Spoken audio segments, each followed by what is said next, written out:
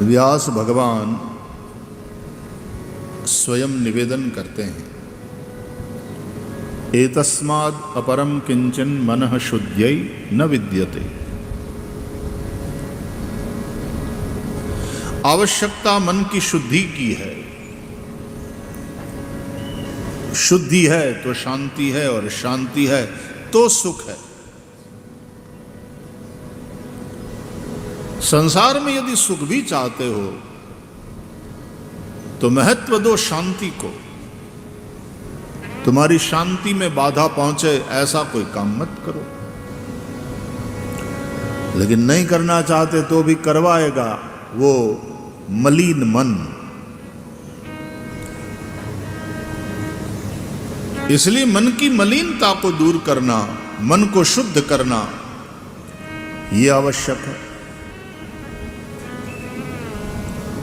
मन को शुद्ध करने वाले बहुत से साधन हैं हमारे धर्म क्षेत्र में।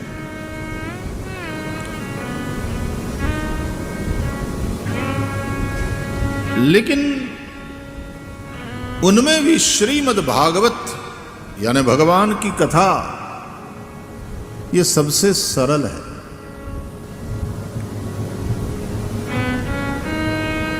और जितना सरल है ये उपाय उतना ही श्रेष्ठ भी है। कभी कभी सरल चीज या सस्ती चीज श्रेष्ठ नहीं होती। लोग कहते हैं क्वालिटी चाहिए तो कीमत चुकानी पड़ेगी। अब तुम सस्ता ही ढूंढने जाओ तो क्वालिटी नहीं मिलेगी। लेकिन भगवत कथा तो सरलतम उपाय है, उसी के साथ साथ श्रेष्ठतम उपाय है। भगवत कथा से बढ़कर के क्या है?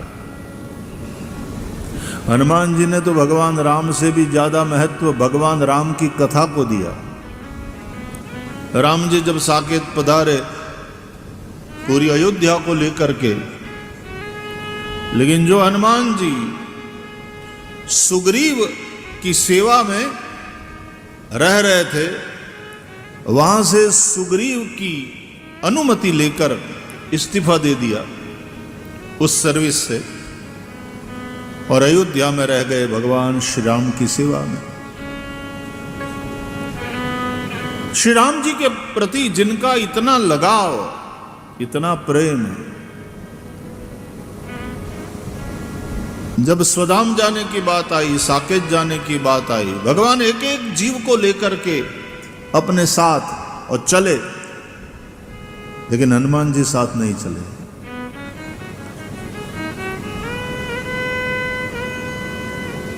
भगवान को प्रणाम किया, बोले तुम भी चलो।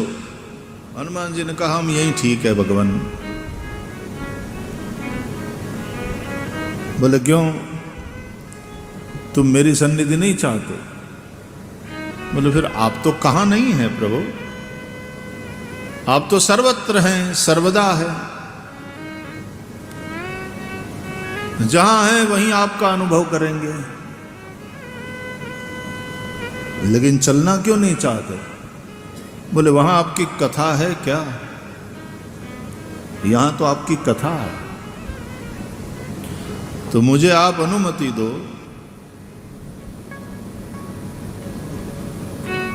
जब तक गंगा बह रही है, जब तक आपकी कथा गंगा की धारा प्रवाहित हो रही है पृथ्वी पर। बोले क्यों, तुम मेरी सन्निधि नहीं चाहते? बोले फिर आप तो कहां नहीं है प्रभु, आप तो सर्वत्र हैं, सर्वदा है। जहां है वहीं आपका अनुभव करेंगे। लेकिन चलना क्यों नहीं चाहते? बोले वहां आपकी कथा है क्या? यहां तो आपकी कथा है, तो मुझे आप अनुमति दो।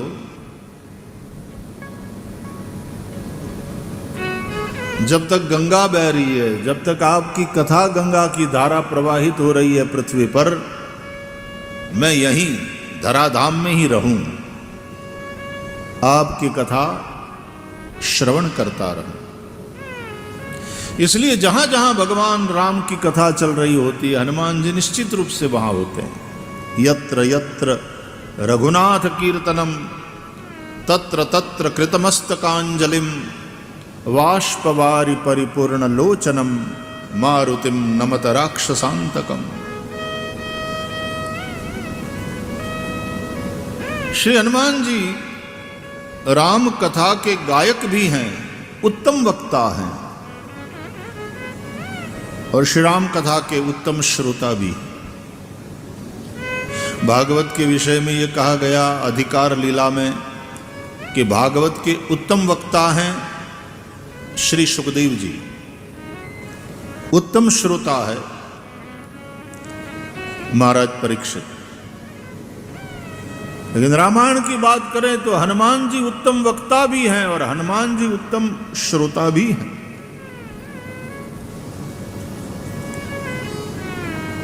भगवत कथा के प्रति उनका लगाव है।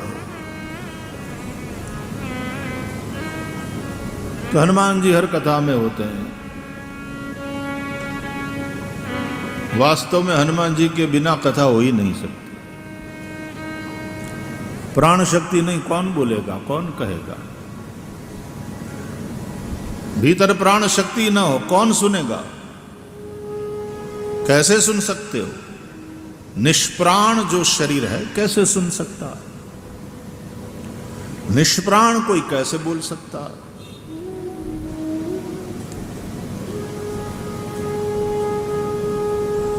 तो जिस कथा प्रीति के चलते हनुमान जी महाराज यहीं पृथ्वी पर रह गए, प्रभु चरित्र सुनिबे को रसिया, तो भगवान से भी ज्यादा महत्व उन्होंने भगवान की कथा को दिया। ऐसी महत्वपूर्ण चीज है ये। गोपी गीतमा आचार्यों ने जो भाव बतलाए हैं भागवत में, तो उसमें गोपियों का भी यही भाव है। श्री कृष्ण से कहती है तुमसे तुम्हारी कथा श्रेष्ठ, तव कथामृतम तप्त जीवनम कविभिरीडितम कल्मषापहम श्रवण मंगलम श्रीमदाततम भुवि गृह्णन्ति ते भूरिदा जना। तव कथा अमृतम, तुम्हारी कथा अमृत। तप्त जीवनम, जो तप्त हैं, साधारण जीव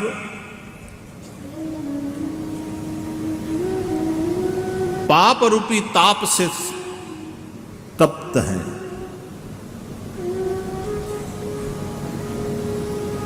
या पाप के चलते जो दुख है उससे तप्त हैं।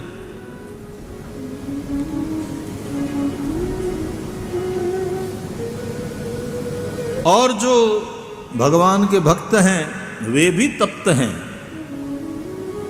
वो विरह ताप तप्त है।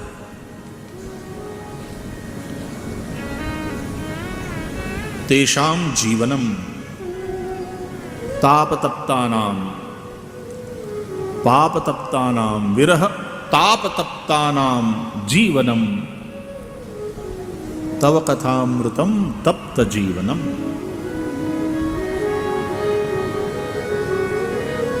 ताप से कथा ही बचाती।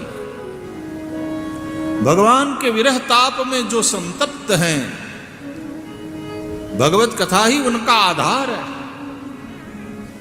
कथा सुन सुनकर वे शांति का, आनंद का अनुभव कर लेते हैं। तुम तो कभी होते हो कभी नहीं होते हो हमारे साथ, कथा सदा होती है। तुम बुलाने पर भी नहीं आते, कथा जब हम बुलाएं आ जाती है। तुम सर्वतंत्र स्वतंत्र हो, लेकिन हे प्रियतम कथा तो हमारे अधीन है।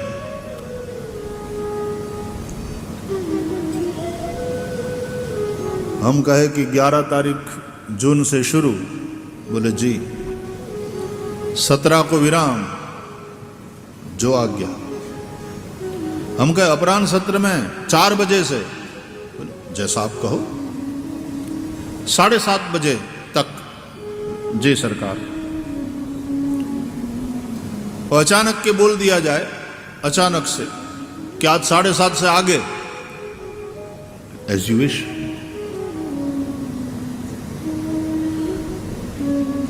कदा कभी नाराज होकर ये नहीं कि पहले बोल देना चाहिए ना।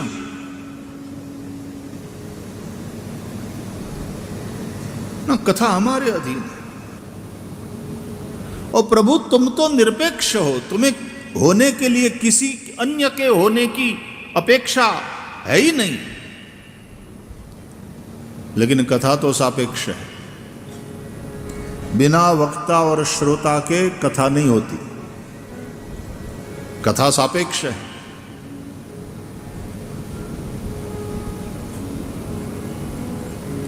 इसलिए तुमसे तुम्हारी कथा श्रेष्ठ है।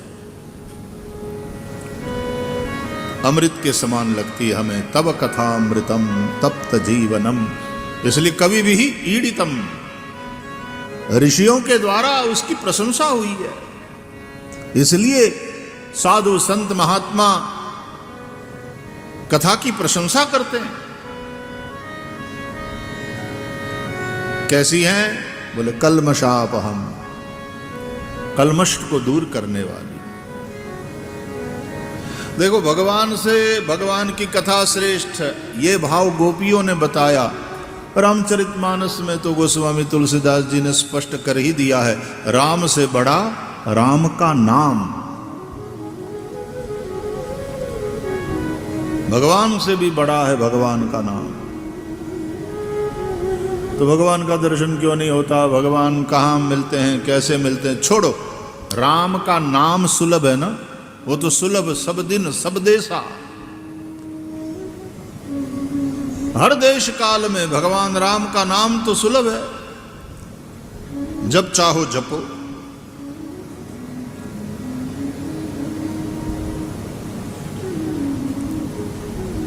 भगवान की कथा तो जो देवों को भी दुर्लभ है, वो हम जैसों को सुलभ हो गई ना, तो उसका आनंद लो। तो भगवान से बढ़कर भगवान की कथा, भगवान से बढ़कर भगवान का नाम, और वो कथा भगवत कृपा से सुलभ है, वो नाम गुरु कृपा से सुलभ है, तो उसका आनंद लो। हमारा स्वभाव क्या हो गया पता है? हमारे पास जो है उसमें हम संतुष्ट नहीं, और उसकी महिमा हम समझते नहीं, उसकी महिमा हम करते नहीं। जो नहीं है वो हमको मूल्यवान दिखता है, और वो मुझे चाहिए, वो मुझे चाहिए, वो मुंह में पाके रहूंगा। ये तुम्हारा अहंकार बोल रहा है। ये जो अहंकार है ना, वो चैलेंज को मीट करना चाहता है और फिर कुछ करके दिखाना चाहता है, और करके दिखावे तो और पुष्ट हो जाता है। देखा, करके दिखाया। और ऐसा नहीं होए तो उद्वेग, क्रोध। देखो, कभी कभी जो आदमी कुछ नहीं कर पाता, जैसे तो क्रोध आता है और उसी चीज को तोड़ देता है, पटकता है। जो है वो सबसे श्रेष्ठ है। तुम्हारे पास क्या है? बोले कथा श्रेष्ठ है। गोपियां कहती है तुमसे, हे प्रभु, हे कृष्ण, तुमसे तुम्हारी कथा श्रेष्ठ है। नाम, तुलसीदास जी कहते हैं राम से बड़ा राम का नाम, भगवान से भी बड़ा है भगवान का नाम। तो जो है उसकी महिमा समझो ना भाई, उसका आनंद लो। रामचरितमानस में तुलसीदास जी ने लिखा, यही कलिकालन साधन दूजा, जोग यज्ञ जप तप व्रत पूजा, राम ही सुमिरिय गाय राम ही, संतत सुनिय राम गुण ग्राम ही। भगवान का नाम और भगवान की कथा इस कलिकाल में सरलतम और श्रेष्ठतम उपाय है, काय के लिए? मन को शुद्ध करने के लिए। एतस्मादपरम किंचन मनः शुद्ध्यै न विद्यते। तो मन शुद्ध है तो शांति है। जहां शुद्धि वहां शांति। बुद्धि तो है बहुत बढ़ गई, हालांकि उसको बुद्धि भी नहीं कहेंगे। जो तुम्हें कल्याण की ओर प्रेरित न करें, आत्मोद्धार में प्रेरित न करें, उसको बुद्धि भी क्या कहेंगे? एक प्रकार की बेवकूफी है। भागवत की दृष्टि से वो एक प्रकार की आत्महत्या है। उपनिषद भी कहते हैं वो आत्मघाती है। बुद्धिमान तो वो है जो मूल्यवान मानव जीवन प्राप्त करने के बाद अपना उद्धार कर लेता है। उद्धरेदात्मनात्मानम नात्मानम अवसादयेत। बड़े बुद्धिमान अपने आप को मानने लगे हम, और वो बुद्धि लौकिक बातों में ही रची पची रही। ये कोई बुद्धिमानी नहीं।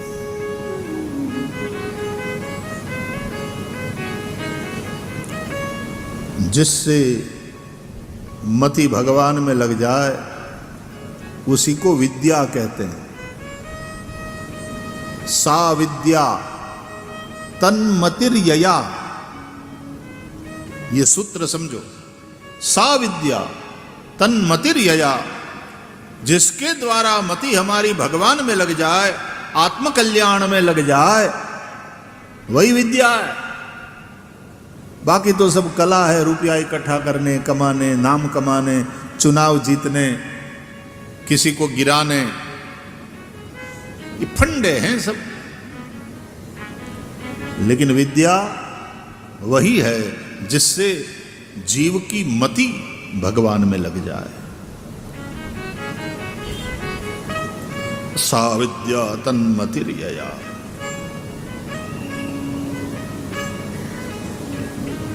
मुक्ति प्रदान करने वाली जो है वही विद्या है। तो श्रीमद् भागवत ये भी ब्रह्म विद्या है, भगवत गीता ब्रह्म विद्या है। ये जो परा विद्या है ब्रह्म विद्या। इति श्रीमद् भगवत गीतासु उपनिषत्सु ब्रह्म विद्यायाम योग शास्त्रे। भगवत गीता ब्रह्म विद्या है और योग शास्त्र है। इसलिए विद्वानों ने बहुत सुंदर निवेदन किया कि गीता योग शास्त्र है, रामायण प्रयोग शास्त्र है और भागवत वियोग शास्त्र है। ऐसा प्रेम जगावे भगवान के वियोग की व्यथा जो गोपियों को हुई। और गोपियां श्री कृष्ण भक्तों में सर्वोच्च स्थान रखती हैं। भक्ति सूत्र में भी प्रमाणम तत्र गोपिका कह करके गोपी प्रेम को प्रमाणभूत माना है, सबसे आदर्श माना है श्री कृष्ण की भक्ति में। तो गीता योग शास्त्र, रामायण प्रयोग शास्त्र धर्म को व्यवहार में जीवन में किस तरह से ले आए, राम कथा से समझो। भगवान राम का चरित्र ही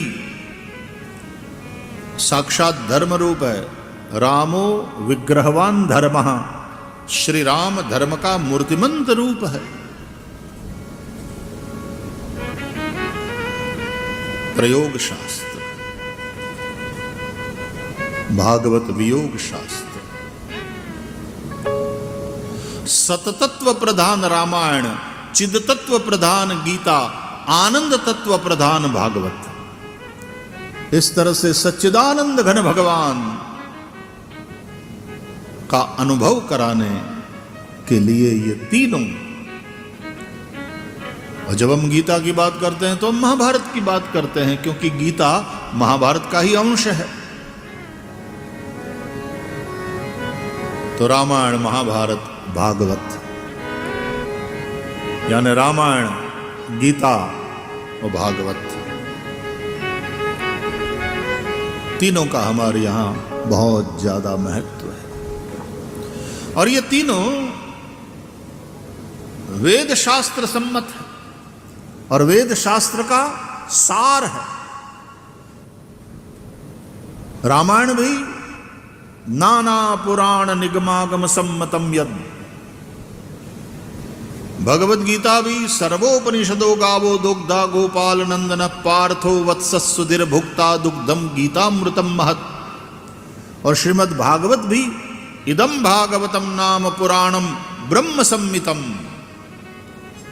वेद सम्मत वेदोपनिषदाम सारा जाता भागवती कथा, ये सारे वचन कह रहे हैं श्रीमद् भागवत भी वेद उपनिषदों का सार है। पुराणम ब्रह्म सम्मितम, ब्रह्म माने वेद, वेद सम्मति ये पुराण है।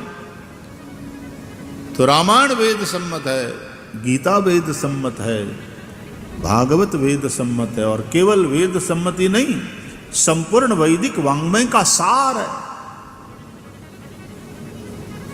इसलिए कलिकाल में ये कथा तो तुम्हें भगवत कृपा से सुलभ हुई है, तो वो सुनो।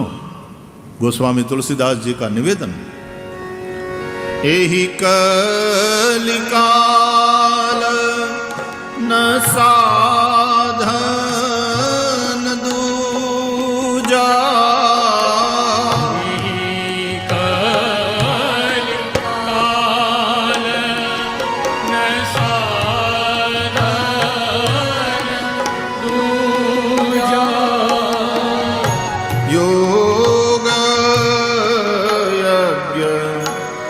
जप तप व्रत पूजा,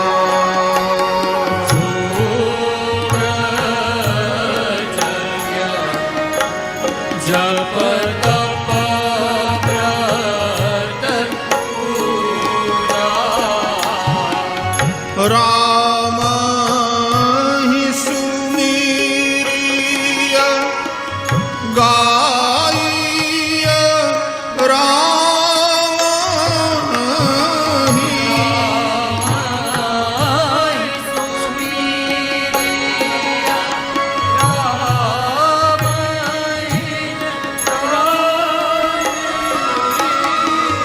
संतत सुनिय, राम गुण ग्राम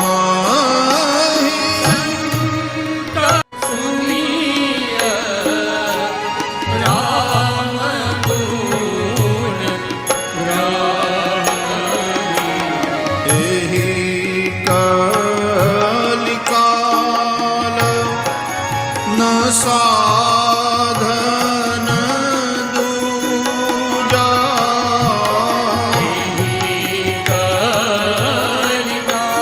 सब गाइए।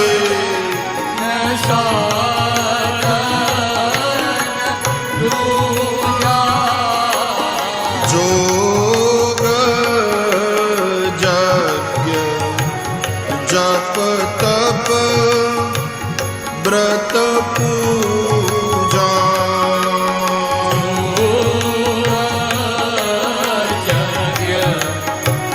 जप तप व्रत पूजा, न साधन दूजा,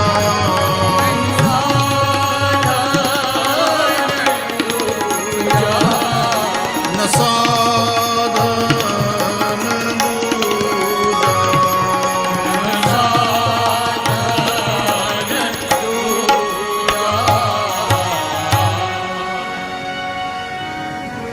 स्कंद पुराण में तो ऐसा वर्णन है कि ब्रह्मा, विष्णु और महेश भी भगवत कथा का महत्व समझते हैं।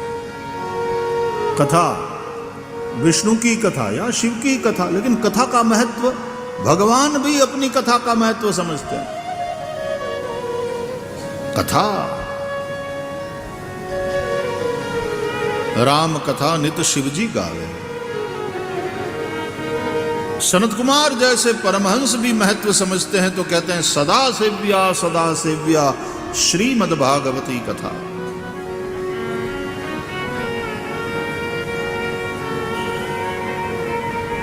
सात्विक श्रवण, राजस श्रवण, तामस श्रवण और निर्गुण श्रवण, 4 प्रकार के श्रवण बताए गए। भगवान विष्णु और लक्ष्मी के यहां जो कथा होती है वो सात्विक श्रवण है।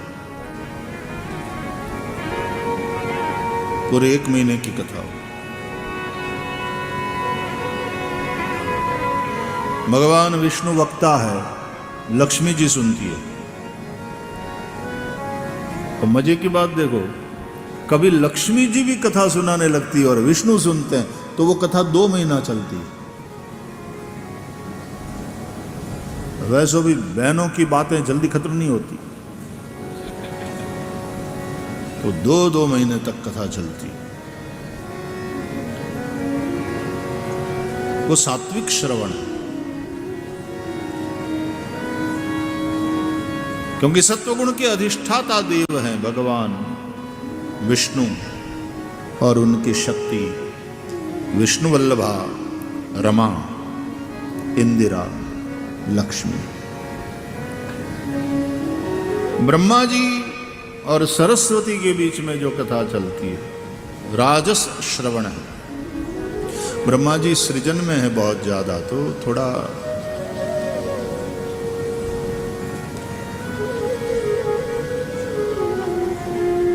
रजोगुण के अधिष्ठाता देव हैं ब्रह्मा, और शिव पार्वती में कथा चलती है। ये देखो दंपति, यहां कथा चलती है, कभी ये बोलते हैं ये सुनती है, कभी ये बोलती हैं ये सुनते हैं। एक दूसरे को बोलने भी दो और एक दूसरे को सुनो भी, तो कथा होगी। चाहे संसार की कथा हो तो भी एक दूसरे को बोलने दो और एक दूसरे को सुनो।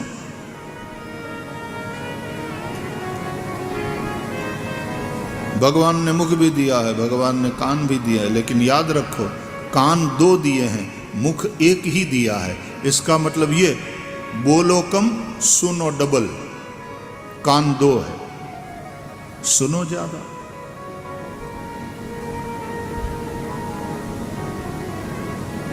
और सब लोग बोलना ही चाहे और कोई सुनना नहीं चाहे तो कथा नहीं तो व्यथा होती है। देखो जहां एक दूसरे की सुनते ही नहीं, वो बोलते हैं, दोनों बोलते हैं, एक साथ बोलते हैं, ऊंची ऊंची आवाज में बोलते हैं, उसको झगड़ा कहते हैं। वो कथा नहीं है, वो व्यथा है। एक बोले एक सुने, और एक ही बोलता रहे और एक ही सुनता रहे, वो भी ठीक नहीं। ये बोले तब ये सुने, ये बोले तो ये सुने। तो स्कंद पुराण की कथा बड़ी सुंदर है। कभी विष्णु कथा सुनाते हैं, लक्ष्मी जी सुनती है, कभी लक्ष्मी जी सुनाती है, विष्णु सुनते हैं, डबल सुनना पड़ता है। लक्ष्मी जी विस्तार से सुनाती है।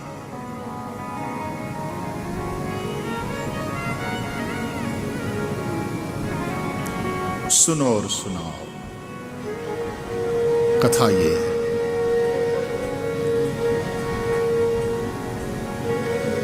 राजा परीक्षित भी बीच बीच में बोलते हैं और उसकी बात सुनकर, उनके प्रश्नों को सुन करके फिर शुकदेव प्रसन्न भी होते हैं और कथा भी सुनाते हैं।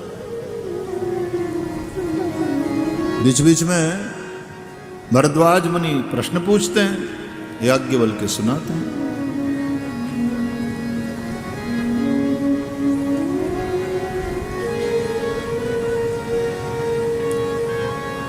राजा परीक्षित और शुकदेव जी में जो कथा चले वो निर्गुण श्रवण है।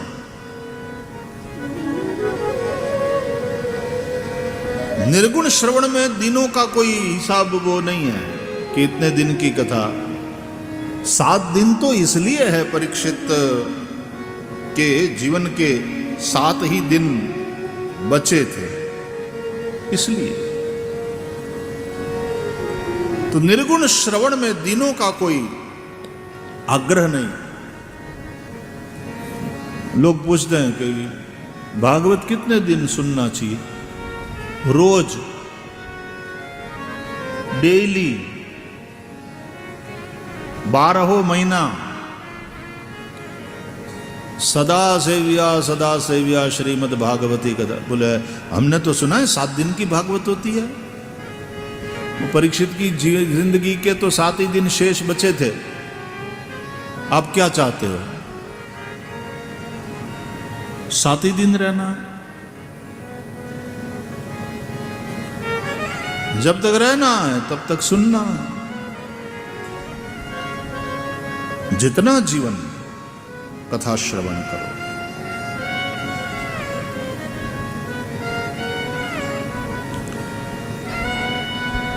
तो सात्विक श्रवण विष्णु और लक्ष्मी जी का 1 मास की कथा। राजस श्रवण ब्रह्मा जी और सरस्वती, वो 7 दिन होता, ज्यादा समय नहीं। और शिव जी और पार्वती जी की कथा बोले वो तो पूरे 1 साल तक। तो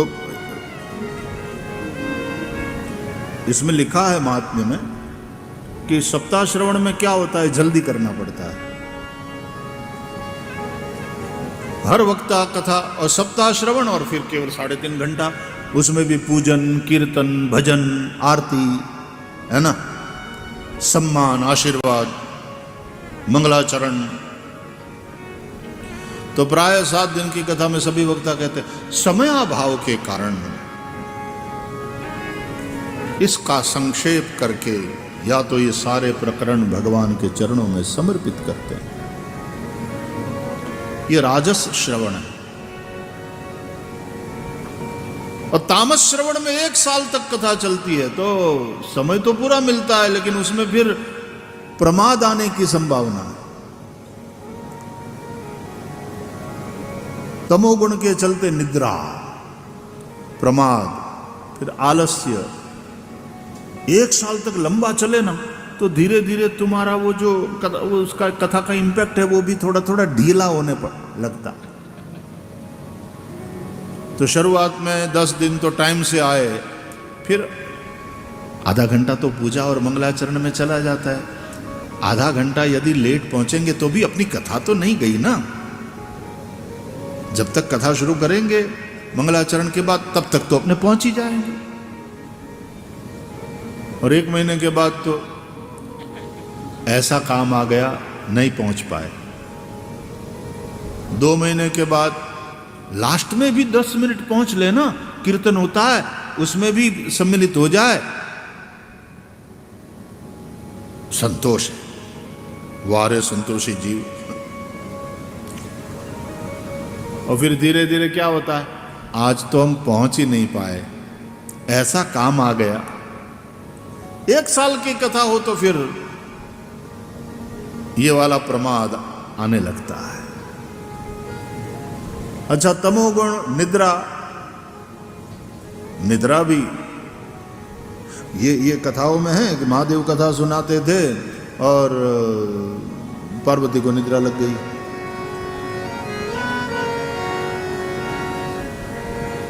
कभी कभी कथा में बहुत नींद आती है।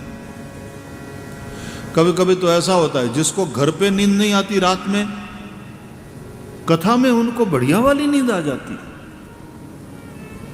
बढ़िया से सो लेते हैं। और बगल वाला यदि यूं कोहनी लगाए, सो क्या रहे हो, कथा सुनो, कथा में आयो, तो नाराज होकर कहता सुन रहा हूं, आंख बंद करके सुन रहा हूं, मेरी आदत है, इधर उधर नहीं देखता, आंख बंद करके सुनता हूं ध्यान से।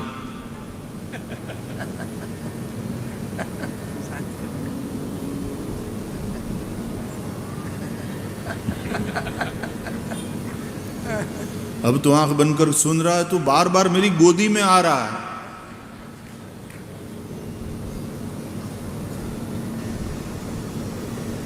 तमोगुण।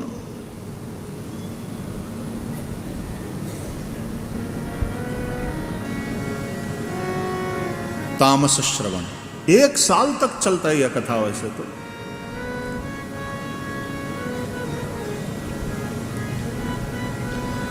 लेकिन निर्गुण श्रवण है। सुखदेव जी महाराज और राजा परीक्षित में जो कथा हुई,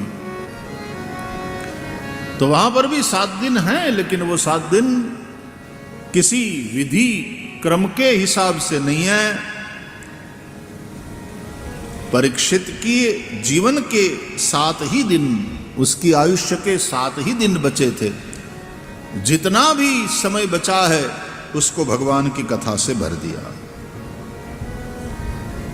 इस प्रकार सात्विक श्रवण, राजस श्रवण और तामस श्रवण। महात्म्य में लिखा है कि 1 महीने वाली कथा बढ़िया है। सात्विक राजस तामस में 1 महीने वाली कथा बढ़िया है। 1 महीना है तो शीघ्रता भी नहीं करनी पड़ती, और 1 महीना है तो बहुत लंबा नहीं चलता, तो वो प्रमाद भी नहीं आता। लेकिन सुखदेव जी और राजा परीक्षित वाली जो कथा है वो निर्गुण श्रवण है, तो उसमें वो वाला कोई। अच्छा, सुखदेव जी भी एकदम परमहंस है। परमहंस जो होता है वो तो त्रिगुणातीत है ना। त्रिगुणातीत फिरत तनु त्यागी। और सुखदेव जी परमहंस होने के चलते निर्गुण में निष्ठित है। परिनिष्ठितोपि निर्गुण्य उत्तम श्लोक लीलया गृहीत चेता राजर्षे आख्यानम यदधीतवान। इसलिए सुखदेव जी वाला ये जो कथन है वो निर्गुण।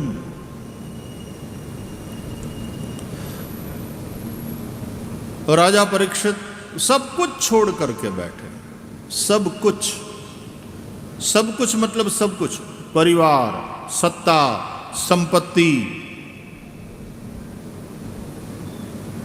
अरे यहां तक कि अन्न जल भी छोड़ के बैठे।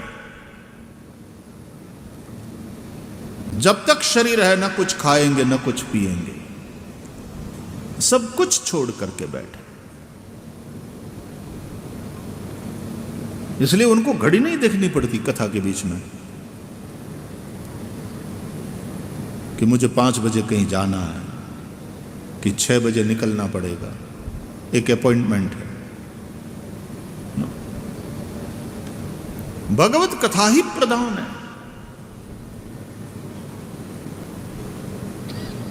भागवत की दृष्टि से भी देखें तो एक कथा चल रही है गंगा के तट पर सुखदेव और राजा परीक्षित के बीच में।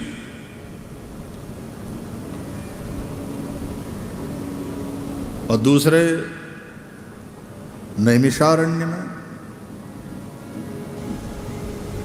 सुखदेव जी सुना रहे हैं, गंगा के तट पर राजा परीक्षित सुन रहे हैं। नैमिषारण्य में सुत जी सुना रहे हैं, शौनकादि ऋषि सुन रहे हैं, और बद्री में व्यासाश्रम में नारद सुना रहे हैं, व्यास जी सुन रहे हैं। तो वक्ता श्रोता की ये 3 जोड़ी है। नारद जी वक्ता, व्यास जी श्रोता। सुत जी वक्ता, शौनकादि ऋषि श्रोता। सुखदेव जी वक्ता, राजा परीक्षित श्रोता।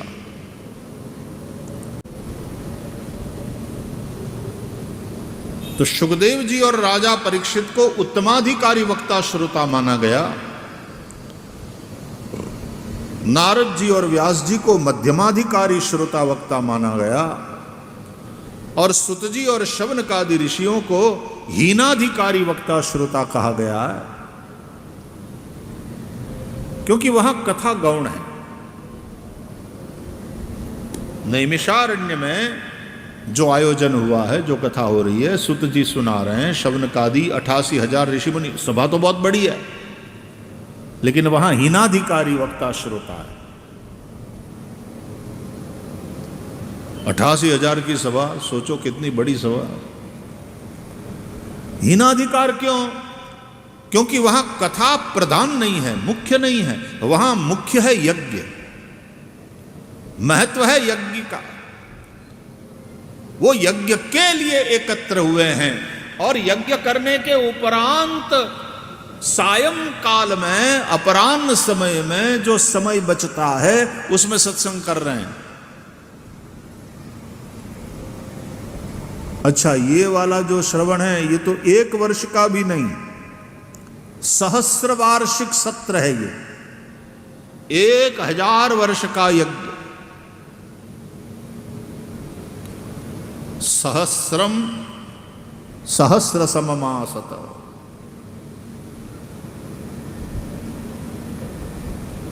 अच्छा, वो यज्ञ क्यों कर रहे हैं भाई? बोले सत्रम स्वर्गाय लोकाय, स्वर्गाय लोकाय। उनको स्वर्ग का सुख चाहिए, वो कामना। जो मीमांसक हैं, जो कर्मवादी हैं, वो वैदिक कर्म इसलिए करते रहते हैं कि उसके पुण्य के फलस्वरूप हमको स्वर्ग का सुख मिले।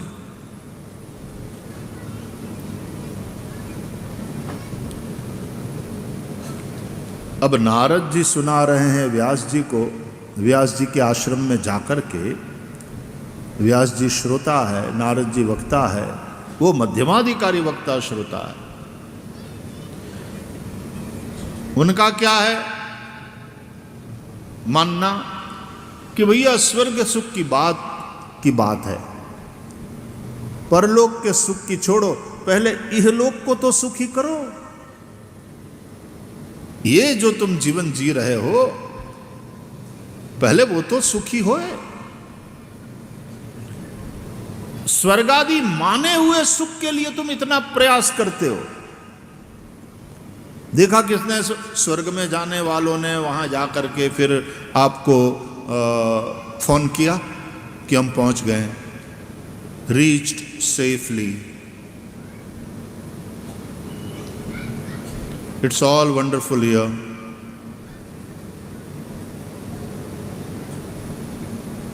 Few people received us. हमारे पुण्य बहुत है ना, तो स्वागत किया गया धामधूम से। कमरा नंबर 2203 में ठहराया गया है। अभी सोमरस का पात्र एक सेवक छोड़ के गया। Have something.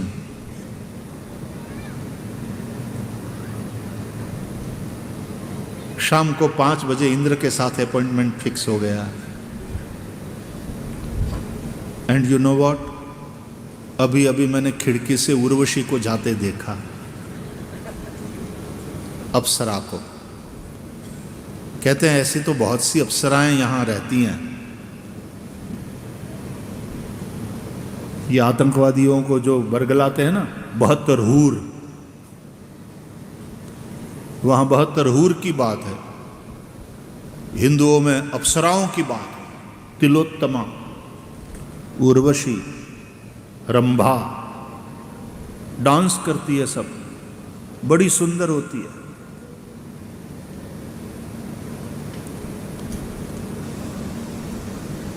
बात तो उसी रूप की है ना।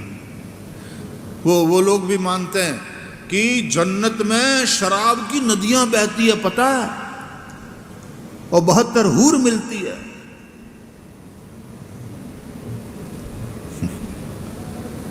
स्वर्ग सुख की लालसा। वहां जाकर भी तुमको पीना तो शराबी है, हाँ, व्यसन। और वहां जाकर 72 हूर, व्यभिचार, मतलब तुम सुधरोगे नहीं। स्वर्ग सुख किस बात का, किस चीज का नाम है? स्वर्ग सुख की व्याख्या क्या है? और दुनिया के इन धर्मों ने स्वर्ग और नरक की बात करी। और श्रीमद् भागवत में स्वर्ग नरक की बात करते समय फिर यहां तक कह दिया गया सुखदेव जी के द्वारा कि राजा, कई लोग तो इस तरह से अत्रैव स्वर्ग नरकः, स्वर्ग नरक दोनों यही है। भागवत में जितना विस्तार से वर्णन स्वर्ग का नहीं है, और स्वर्ग की लालसा में फंसाने की बात नहीं, उल्टे भगवत गीता, भागवत ये सब कहते हैं स्वर्ग सुख है लेकिन शाश्वत नहीं है।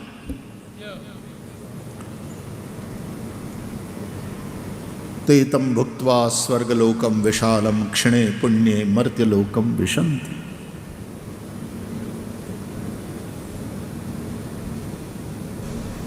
विषय सुख तो तुच्छ है ही है, उससे बढ़कर के स्वर्ग का सुख हो सकता है लेकिन वो भी कहां शाश्वत है।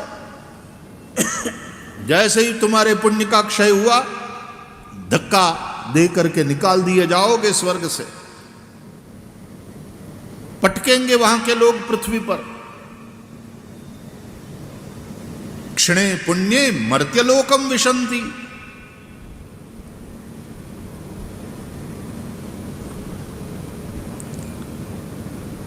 इसलिए जो ज्ञानी हैं वो तो स्वर्ग सुख की भी लालसा नहीं रखते, इस संसार के सुख की भी इच्छा नहीं करते। ज्ञानी इसलिए ज्ञान के पथ पर है और सफल तब होता है जब उसमें दृढ़ वैराग्य हो।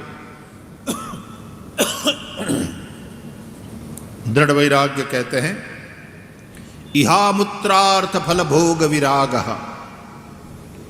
इहलौकिक और पारलौकिक सभी प्रकार के सुखों की आसक्ति का आत्यंतिक अभाव, यह शास्त्रों की व्याख्या है वैराग्य की। इहलोक का सुख भी नहीं चाहिए और स्वर्ग आदि परलोक का सुख भी नहीं चाहिए। दृढ़ वैराग्य, वेदांत श्रवण यानी ज्ञान के पथ पर चलने का अधिकार ही साधन चतुष्टय से संपन्न व्यक्ति को प्राप्त होता है।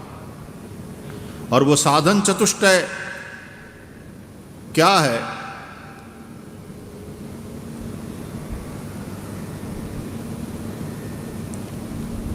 बोले विवेक, नित्यानित्य वस्तु विवेकः, वैराग्य, इहामुत्रार्थ फल भोग विरागः, षट संपत्ति और दृढ़ मुमुक्षा। ये चार बातें आप में हैं तो वेदांत के स्कूल में दाखिला मिलता है, नहीं तो वेदांत श्रवण का अधिकार। आजकल तो वेदांतिक बातें भी एकेडमिक हो गई है। वास्तव में ये चार साधन हो तब वेदांत श्रवण का अधिकार मिलता। वरना जान लो ठीक है कि ईशावास्योपनिषद क्या कहता है, कठोपनिषद क्या कहता है, केनोपनिषद में क्या है, सब जान लोगे, सीखोगे, सिखाओगे, क्लासेस चलेंगी, कक्षाएं चलेंगी, सिखाया जाएगा, विद्यार्थी सीखेंगे, मोक्ष नहीं होने वाला, क्योंकि वो योग्यता, वो पात्रता हमारे में है ही नहीं। इसलिए भागवत का प्रथम स्कंद अधिकार लीला, अधिकार से अर्थ है योग्यता, पात्रता। First you deserve and then desire. तो साधन चतुष्टय जब तक न हो,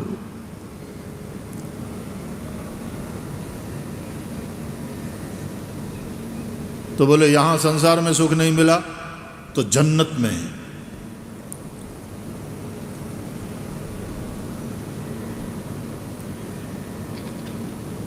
तो जहन्नुम और जन्नत, दोजख, नरक, स्वर्ग, there is hell, there is heaven. Bhagavat में स्वर्ग का इतना महिमा नहीं गाया गया। नरक का विशेष विस्तार से वर्णन है पंचम स्कंद के अंत में। 28 प्रकार के नरक की कथा विस्तार से कही गई है।